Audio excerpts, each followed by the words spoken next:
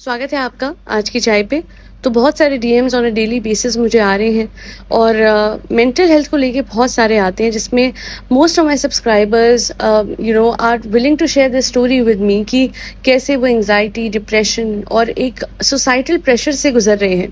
ये सारे जो लोग हैं, जो भी सब्सक्राइबर्स मुझे रीच आउट कर रहे हैं आज के चाय के इंस्टाग्राम पे, वो एक ही बात मुझसे कहते हैं, ये बहुत कॉमन है। ये बात जो वो मुझसे शेयर कर रहे हैं कि they tried for a competitive exam, उसमें वो फेल हो गए। इस वजह से उनको वापस से उनकी फैमिली ट्राई नहीं करने दे रही है। अच्छा, मोस्टली जो लड़कियां हैं वो रीच आउट कर रही हैं कि फैमिली चाहती है कि उनकी शादी हो जाए। इसी केस में ऐसा हो रहा है कि मदर साथ दे रही है तो फादर साथ नहीं है, कहीं पे फादर साथ दे रहे हैं तो मदर साथ नहीं दे रही है, और कुछ केसेस तो ऐसे हैं जहाँ पे कोई भी साथ नहीं दे रहा। हर कोई ये कह रहा है कि नहीं, आगे नहीं एजुकेशन लेनी है, आगे नहीं पढ़ना है। तो मैं ना आप सबसे पहले तो एक चीज कहूंगी कि अगर आप फेल हुए हो तो इस दुनिया में बहुत लोग फेल होते हैं, and trust me, failure does not define you in any manner whatsoever. आपको हर फेलियर को सीख की तरह लेना होगा और उससे सीख के आगे बढ़ना होगा। हाँ, तब आप गलत हो गए कि अगर आप अपने फेलियर से नहीं सीखते। अगर आप वही मिस्टेक, एक लड़की ने मुझे मैसेज करा, वो बता रही थी कि उसके फ्रेंड्स पास हो गए, वो नहीं हुई। तो मैं कहूँगी कोई बात नहीं, सब एक जैसे नहीं होते। मैंने पहले भी कहा है, मैं आज भी कहूँगी कि हम बंदर को पानी में नहीं तैरा सकते और मछली को पेड़ पे नहीं चढ़ा सकते। तो फिर आप कैसे ये सोच सकते हो कि आप अपने फ्रेंड्स की तरह ही एक्ट, क्या पता आप और चीज़ों में अच्छे हो। कभी कभी ये भी होता है, फेलियर हमें ये भी बताता है कि maybe this is not a field, या फिर ये भी समझाता है कि maybe you had to work hard, बस। पर अगर आप ये सोचते हो ना कि हमें दुनिया से पूरा सपोर्ट मिलेगा, तो ये दुनिया किसी की नहीं है। हाँ, माँ बाप जरूर हमारा अच्छा सोचते हैं, पर आप एक चीज पे अटल हो जाओ कि अगर आपको पढ़ना है, अगर आपका पूरा मन है आगे बढ़ने का, तो फिर आपको कोई नहीं रोक सकता। आप अपने माँ बाप को बस एक चीज कहो कि प्लीज मुझे पढ़ने दीजिए, आगे बढ़ने दीजिए। और जो भी माँ बाप मुझे सुन रहे हैं, प्लीज अपनी बेटियों को एजुकेशन में आगे बढ़ने से या लाइफ में आगे बढ़ने से या जॉब करने से मत रोकिए। वो जो करना चाहती है उन्हें करने दीजिए। अगर आप ऐसा करते हैं, आप रोकते हैं और उसके बाद उसकी शादी कर देते हैं, तो ट्रस्ट में आप इतना गलत कर रहे हो ना कि आपकी बेटी जो है वो शादी में तो खुश रहेगी नहीं, क्योंकि उसकी खुशियां पूरी नहीं हुई और ना आपने उसको कुछ अचीव करने दिया, सिर्फ इसलिए बिकॉज कुछ माँ बाप को लगता है कि भैया बेटे हैं तो सब कुछ है। बेटे अगर कुछ अचीव भी ना करे ना तो वो सर का ताज है, और बेटियां अगर कुछ अचीव करना चाहे उनको खुद आप लोग रोकोगे और उसके बाद शादी करा के ताना कह दोगे कि ये तो लाइफ में कुछ कर नहीं पाई। तो जो बच्चा, चाहे वो लड़का हो या लड़की हो, जो जैसा करना चाहता है उसे कहा सही रास्ते पे, सही रास्ते पे। ऑब्वियसली ये तो नहीं मैं बोल रही हूँ कि अगर वो सब्सटेंस लेना चाहता है तो ऑब्वियसली आप उससे रोकोगे तो अच्छा ही कर रहे हो, उसको किसी भी तरीके का नशा नहीं करने दीजिए। मैं पर्सनली ये मानती हूँ कि लाइफ में एक ही चीज का नशा होना चाहिए, वो ऊपर वाले की भक्ति का। That's all and that's it. और बाकी हर तरीके का जो नशा है वो स्लो पॉइजन है, वो आपको नुकसान ही पहुंचाएगा, बिल्कुल भी आपकी मदद या फिर आपका भला किसी तरीके से नहीं करेगा। And back to the main point, life में कुछ अचीव अगर बेटी करना चाहती है या बेटा करना चाहता है तो उनको मत रोकिए। और ये जितने भी रिश्तेदार है ना, इनकी तो सुनना आप सारे लोग बंद कर दीजिए आज से और अभी से। इस्कॉन टेम्पल के एक प्रभु जी है, वो यही कहते हैं कि अगर चार लोग क्या सोचेंगे ये भी हम सोचेंगे तो चार लोग क्या सोचेंगे। तो बस आपको अपने बारे में सोचना है। और पेरेंट्स स्टार्टिंग में जरूर मना करेंगे, पर आप अपने एक डेडिकेटेड पाथ पे रहिए ना, प्रूव योर सेल्फ। और अगर एक बार फेलियर हो, दो बार फेलियर हो तो कोई बात नहीं, उठ खड़े हो। दूसरे जो कहते हैं उसको कंसिडरेशन में लेके आप दूसरों से ज्यादा नुकसान अपना खुद का कर रहे हो। आपको बस अपनी सोचनी है और अपने आप को क्या अच्छा लगता है वो सोच के आप आगे बढ़ो, कहने दो दुनिया को। और दूसरी बात, मैं अपना एग्जाम्पल आपको स्टेट करती हूँ। आज तो मैं बहुत कुछ बोल के अपने ओपिनियंस दे पा रही हूँ। देयर वाज अ टाइम जब स्कूल में मुझे इस हद तक बुली किया गया, इस हद तक एंजाइटी का शिकार बनाया गया कि अगर मुझे टीचर पूछती थी ना व्हाट इज योर नेम, मैं वो भी नहीं बता पाती थी। और पता है क्यों? क्योंकि मेरा जो चाइल्डहुड है वो टीचर्स और जो स्टूडेंट्स बुली करते थे मेरे वेट की वजह से, वो इतना ट्रॉमा में चला गया कि मैं पूरे टाइम कॉन्शियस होती थी कि मुझे जो बोलना है वो सोच समझ के बोलना है। ये सोच समझ के बोलने में मेरा पूरा स्कूल निकल गया। और उसके बाद when I went to college, मुझे समझ में आया कि अपना स्टैंड खुद नहीं लोगे ना तो कोई नहीं लेगा। अगर आप सही रास्ते पे हो तो ये दुनिया क्या कहती है उससे आपको फर्क नहीं पड़ना चाहिए। और इस दुनिया में फिर कोई भी आ सकता है, कोई भी, क्योंकि श्री कृष्ण का भी यही कहना है कि अंत में तो इंसान अकेला ही है। अगर आए हो अकेले तो जाओगे भी अकेले।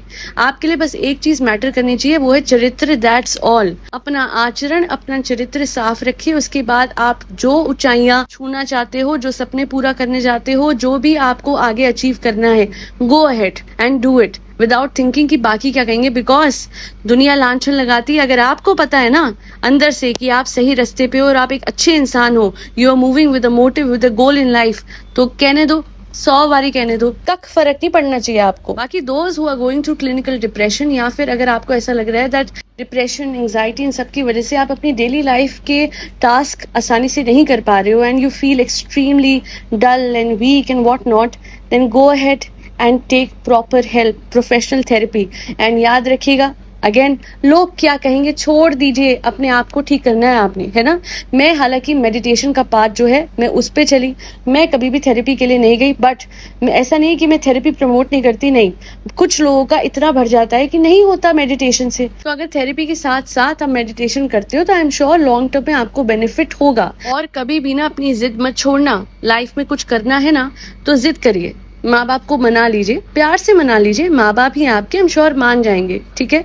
और बाकी कभी होप मत छोड़ना, जिंदगी का हर पल बहुत इंपॉर्टेंट है। दूसरों की चिंता करने में अगर ये वक्त आप निकाल देंगे तो बाद में रिग्रेट करेंगे। और बाकी डोंट वरी गाइस, मैं आपको ज्ञान नहीं दे रही, मैं ऑलरेडी बहुत बड़ी विक्टिम रह चुकी हूँ खुद, जहाँ पे मेरे जो रिश्तेदार थे ना, उन लोगों को लगता था कि पहले तो बॉडी शेमिंग करी मेरे पूरे बचपन में मेरी, उसके बाद वो आ गए इस बात पे कि भाई इसकी शादी करो। भाई आपको तो पता है, लड़की जहाँ कॉलेज पे एकदम पार कर जाती है तो उसके बाद सबको चिंता हो जाती है, सारे के सारे शुभ चिंतक बन जाते हैं कि इसकी शादी हो जानी चाहिए। बट यहाँ पे मेरा ओपिनियन मैटर करता है और मेरे माँ बाप का ओपिनियन। और एक चीज मैं बताऊं, I am blessed to have such parents जो ये कहते हैं बेटा do what you want to do. और शादी को पता है कितना बड़ा, एक तो ये बहुत इंपॉर्टेंट टॉपिक है, इतना बड़ा टैबू बना दिया गया है लड़कियों के लिए कि भाई इनकी शादी नहीं होती है 23 साल की उम्र तक, तो ये 100% जो है अपने माँ बाप पे बोझ है। नहीं, बिल्कुल नहीं। जैसे किसी लड़के की नहीं होती और वो बोझ नहीं होता, वैसे अगर किसी लड़की की नहीं होती तो वो भी बोझ नहीं होती, वो एक इंसान है, वो अपनी लाइफ अपनी मर्जी से जी रही है। ये 23 साल, 24 साल, 30 साल, 35 साल, एक शादी की एज बनाना बंद कर दीजिए। शादी इंसान तब करे जब उसका मन हो, तब जब उसको कोई कंपैटिबल पार्टनर मिले, तब जब ही और she is willing to get married, not तब क्योंकि भैया लोग कहने लग गए थे तो शादी तो करनी थी, बोझ है ना लड़की, बस कर दो, लड़की बोझ नहीं है। बेटों की बात करूं तो कितनी बार ऐसा हुआ है, एक बेटे ने तो ऊपर छत से अपनी माँ को धक्का दे दिया था। उस दिन मुझे याद है, मैंने एक एयरपोर्ट की स्टोरी डाली थी तो किसी ने कहा था ऊपरी बातें तुम बना रही हो, है ना, ऐसा तो कुछ हो ही नहीं सकता। तो मैं बोलूंगी open your eyes wide, because दुनिया में बहुत कुछ हो चुका है। माँ बाप के साथ क्या कुछ नहीं किया गया। एक बेटे ने तो माँ को ऊपर ले जाके धक्का दे दिया और लोगों को कहता है देखो देखो मेरी माँ ऊपर से गिर गई, वो अपने आप क्योंकि उनका मेमोरी लॉस का इशू था तो ऊपर गई, छत से कूद गई। तो ऐसे तो मैं भी कह सकती हूँ कि बेटे जो है अच्छे नहीं होते, बट ऐसा नहीं होता ना, इंडिविजुअल टू इंडिविजुअल डिफर करता है। बस एक ही चीज कहूंगी कि अगर आप किसी बहन के भाई हो तो प्लीज अपनी बहन को आगे बढ़ने दो, किसी बेटी के माँ बाप हो तो प्लीज उसको पढ़ने दो, और अगर कोई पति हो जिसने एसडीएम वाला केस देख लिया और उसको लग रहा है नहीं भाई नहीं अब तो मैं अपनी बीवी को नहीं पढ़ाऊंगा, तो ऐसा मत सोचिए प्लीज। सबकी अपनी नेचर होती है, कौन कैसा है आपको नहीं पता, आगे क्या होगा, तो फ्यूचर में क्या होने वाला है ये सोच के हम घर में तो नहीं बैठ सकते ना।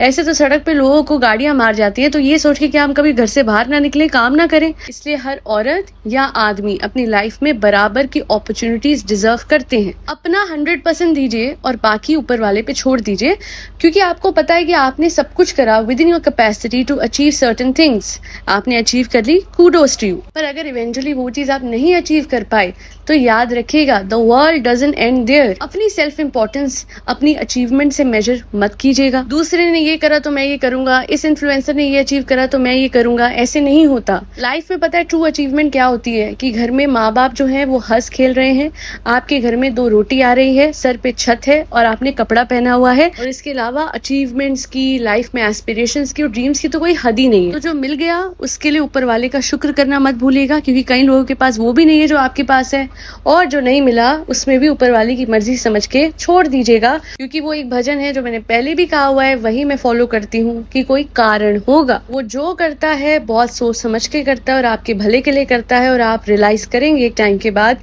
कि वो सब कुछ जो आपकी लाइफ में हुआ वो किसी वजह से हुआ था। So relax, calm down, meditate, opt for therapy but do not give up. आज के लिए इतना ही। लाइक, शेयर और सब्सक्राइब से ज़्यादा बोलूंगी कि अपने ऊपर ध्यान दीजिए, अपनी मेंटल हेल्थ पे ध्यान दीजिए और अपने आप को दुनिया की वजह से प्रेशराइज करना बंद कर दीजिए। दैट्'ll बी ऑल।